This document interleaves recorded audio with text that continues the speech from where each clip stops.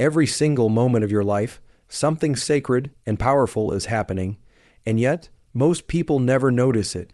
You are breathing, and in that breath is more than survival. There is power, there is control. There is a direct connection between the rhythm of your lungs and the rhythm of your mind. Breath directly influences the autonomic nervous system. It's the fastest way to shift brain states. This is not a metaphor. It's biology hardwired into your design. Within your chest, with every breath, you hold the reins to two ancient systems, sympathetic and parasympathetic. These are not abstract ideas. They are the control panels of your life, governing whether you feel peace or panic, clarity or chaos. And the gateway between them is breath. When you inhale, your heart rate subtly increases, your pupils widen, and your brain is primed for vigilance. This is the spark of sympathetic arousal, your body's way of saying, prepare, wake up, engage, and when you exhale slowly, the opposite happens. Your heart rate slows, blood pressure drops, and a wave of calm washes through the nervous system. This is parasympathetic activation, your body's ancient whisper. You are safe, you can heal, you can rest. But few are taught this. We are raised to believe that emotions are storms we must endure, that anxiety is a curse of the mind, and that calm is something to be chased externally, through substances, escapes, or silence. That is a lie. You were born with the remote control in your hands. Every breath you take is either building tension or releasing it, either feeding the fire of stress or extinguishing it. You can scream at your thoughts all day and make no progress. But change your breath. Change it consciously, deliberately, and your entire physiology follows. It is immediate. It is primal. It is sacred. The breath bypasses thought. It speaks the native language of the brainstem, the seat of survival. That's where the real battle is fought, not in the logical cortex, but in the ancient circuitry that decides in milliseconds whether to flee, freeze, or fight. And breath is the only voluntary tool you have that plugs directly into this system. Nothing else comes close. Not meditation, not mantras, not motivation. You want to feel power. You want to regain control when life spins. Start with one breath, just one, and this is not esoteric. It is precise. Scientific studies reveal how slow nasal breathing synchronizes neural oscillations, enhances prefrontal activation, and modulates amygdala reactivity. That's not philosophy, that's data. But long before the labs and the scans, ancient traditions knew it already. The warrior monks, the prophets in the wilderness, the sages in the desert, they all understood that breath was the bridge between the flesh and the spirit, between fear and focus, between collapse and command. There is no greater weapon in your arsenal than the breath. It costs nothing, it requires no training, and yet it holds the key to unlocking the full architecture of your mind and body. The same breath that panics can purify, the same breath that trembles can transform. When you master your breath, you don't just regulate your biology, you reclaim your destiny. When you inhale, your diaphragm moves downward, your lungs expand, and a subtle but powerful signal is sent to your heart and brain. Prepare for action. This inhale-driven activation is not just about drawing in oxygen. It's about turning on your internal engines. Heart rate increases slightly with every inhale. Neural circuits in the brainstem, particularly those linked to vigilance and alertness, light up in response. This is your sympathetic nervous system beginning to engage. It's the system that sharpens focus, elevates blood pressure, dilates pupils, and prepares you to move. And this system, though often misunderstood, is not your enemy. It's your ally when harnessed intentionally. It's the gear you shift into when you need to meet the challenge, when you need to awaken the warrior within. One deep inhale can raise your alertness without the need for caffeine or stimulants. One breath can switch on the cognitive spotlight of your awareness and aim it like a laser. And just as quickly, one long exhale can release that tension. When you exhale, especially slowly and deliberately, your vagus nerve is activated. That nerve is a lifeline to the parasympathetic system, the system of rest, recovery, digestion, and emotional regulation. It's like lowering a flag of surrender into the body, telling every organ, every cell, stand down, the threat has passed. This isn't about slowing down passively. It's about shifting powerfully into the state where healing and clarity can emerge. In long, extended exhales, the heart rate slows, cortisol drops, the frontal lobe regains control. The body is no longer bracing, it is receiving. This cycle, inhale to rise, exhale to return, is the most ancient rhythm inside us. It's older than language, older than memory, older than the stories we've been told about what it means to be anxious, overwhelmed, or weak. It's the rhythm of the warrior and the monk, the builder and the healer, and it's not random, it's programmable. When you consciously take a short, sharp inhale and a longer, controlled exhale, even for just a few cycles, you shift your state. You rise when needed, you settle when it's time. This is the true power of balance, not choosing one state over the other, but learning to command both, to move between them with authority, to wake up when it's time to act, and to drop into stillness when it's time to reflect. So if your mind is scattered, start with the breath. If your heart is racing, start with the breath. If you're frozen by fear or caught in a spiral of overthinking, don't look outside, go inward. Use your inhale to summon the strength, use your exhale to claim the peace. Inhale for power, exhale for control. This is the switch, and you were born with it. Different emotional states have distinct breathing patterns. You can reverse, engineer your state by mimicking those patterns. Fear has a breath, anger has a breath. Grief, focus, joy. Each one is etched into the rhythm of your lungs. These aren't just passive responses. They are coded sequences your body runs when it experiences different internal realities. When someone is anxious, their breath becomes shallow and rapid. They breathe high in the chest, unconsciously triggering a cascade of neural messages that signal threat. The body doesn't ask questions, it obeys the rhythm. It releases adrenaline, increases heart rate, tightens muscles. It believes the breath. It trusts the breath more than it trusts thought. Now here's the revelation. If breath patterns follow emotion, then emotion can follow breath patterns. This is the reversal, the turning of the tide. By intentionally mimicking the breathing of calmness, you can summon calm. By mimicking the breath of focus, deep, steady, deliberate, you can enter a focused state. This is not imagination. This is the science of self-regulation. Breathing is the only bodily function that is both automatic and voluntary. That dual wiring gives you access. You can override the default. You can shift the state. Take fear, for example. It naturally drives fast, erratic breathing. But if you take control, slow the breath, make the exhale longer than the inhale, you're sending a direct message to the brain. There is no danger. And the brain listens, the amygdala calms, cortisol drops, the panic loop breaks. It doesn't require willpower, it requires awareness. You are not stuck in your state, you're simply misusing the remote. Every emotion has a fingerprint in the breath. Even focus has a shape, typically a steady, balanced inhale and exhale, with brief breath holds. High performers, snipers, surgeons, athletes in the zone, their breath is rhythmic, minimal, grounded. They don't just happen to breathe that way, they train it, and you can too. Joy often carries lightness, spaciousness in breath. Sorrow collapses breath inward, tightens the diaphragm, shortens the exhale. If you stay in that pattern, you stay in the feeling. But if you change it, you shift your trajectory. This is spiritual and scientific. The breath is the bridge between heaven and earth, between thought and action. It is not reactive, it is creative. If you want to feel different, act different, think different, start by breathing different. This is the forgotten art, the missing protocol. The breath is not a symptom of your emotion, it's the architect of it. Learn to read your breath, and you will learn to read your state. Learn to command your breath, and you will learn to command your life.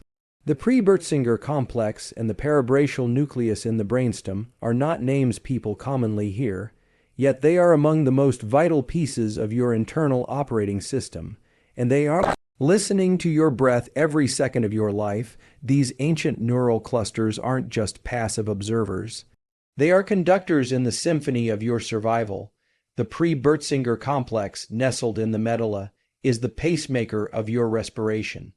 It generates the rhythm, the timing, the very cadence of your breath, even when you're asleep, even when you're unaware. But it does more than keep you alive. It communicates directly with areas of your brain responsible for emotion, attention, and arousal. Your breath isn't just moving air. It's moving electrical signals that reach your limbic system and cortex in real time. The parabrachial nucleus sits nearby, and it is the translator, converting the tempo and style of your breathing into emotional tone and behavioral response. When your breath quickens and becomes shallow, this nucleus lights up, signaling heightened threat detection. It prepares your body for stress. It increases heart rate, constricts blood vessels, and primes your muscles for action. And when you slow your breathing, especially through the nose and with control, the parabrachial nucleus interprets this shift as safety, reducing sympathetic drive and restoring equilibrium. This is not imagination, this is structure. Neural pathways exist between the diaphragm, lungs, and brainstem, a highway of data flowing in both directions. You can think of your breath as both a signal and a receiver. The breath responds to your state, but it also shapes it. That is the key. The communication is bidirectional, and it's instantaneous. You do not have to wait days, hours, or even minutes to shift your biology. With deliberate breath, you can send a message directly to these nuclei: stand down, refocus, rebalance. It is awe-inspiring that such ancient parts of the brain, unchanged for thousands of years, still govern our response to modern life. The stress you feel in traffic, in an argument, under pressure, all of it still runs through the same circuits that once protected us from predators in the wild. But unlike our ancestors, we can do more than react. We can rewire.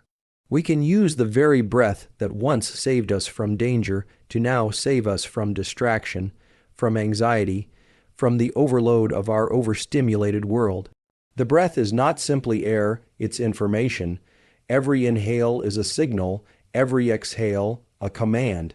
The brainstem responds to this language with total obedience.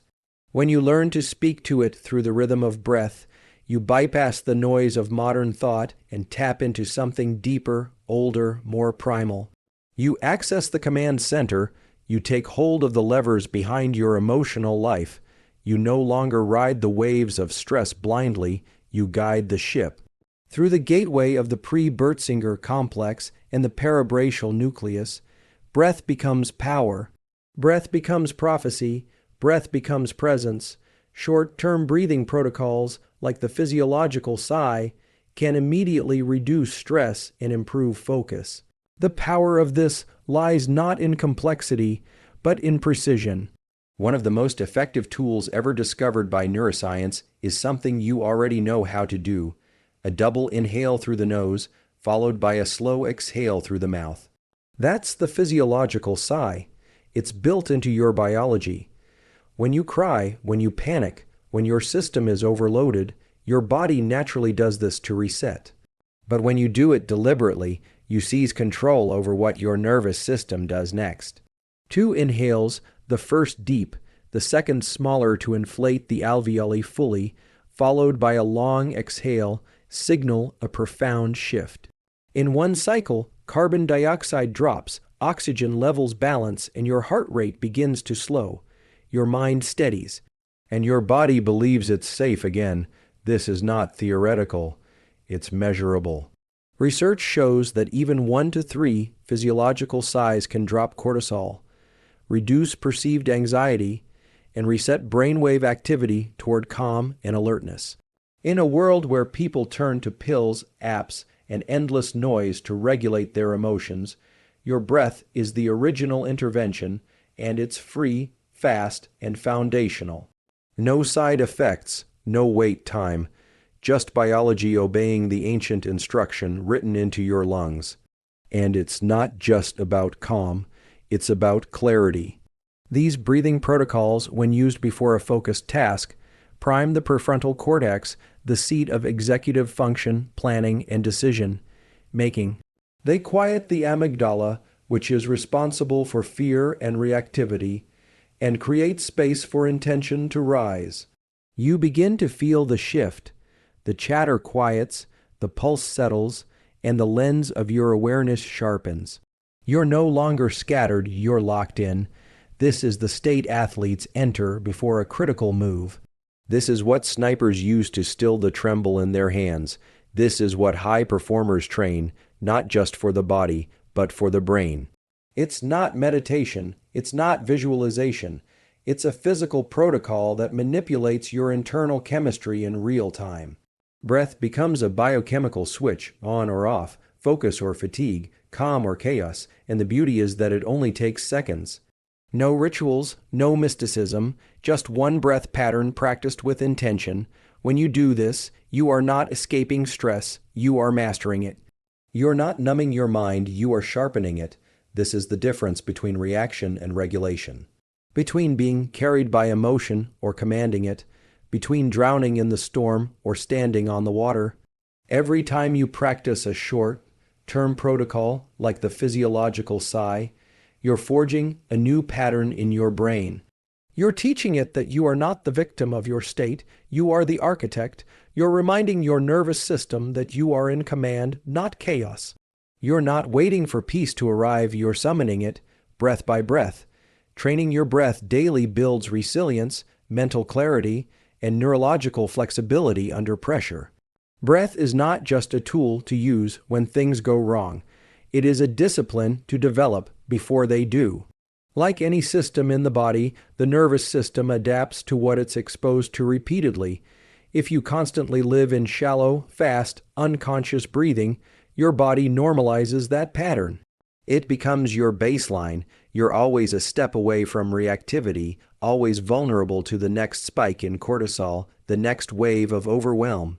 But if you train your breath daily, if you carve time to condition your physiology, your baseline changes. You don't just calm down faster, you live in a calmer state, and that calmness isn't passivity, it's readiness. A trained breath doesn't dull your edge, it sharpens it. Daily breath work rewires the nervous system for balance.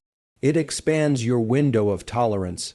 You can handle more, carry more, think clearer under pressure, and recover faster after the strain. Stress no longer derails you, it sharpens you. That's resilience. It's not avoiding hardship.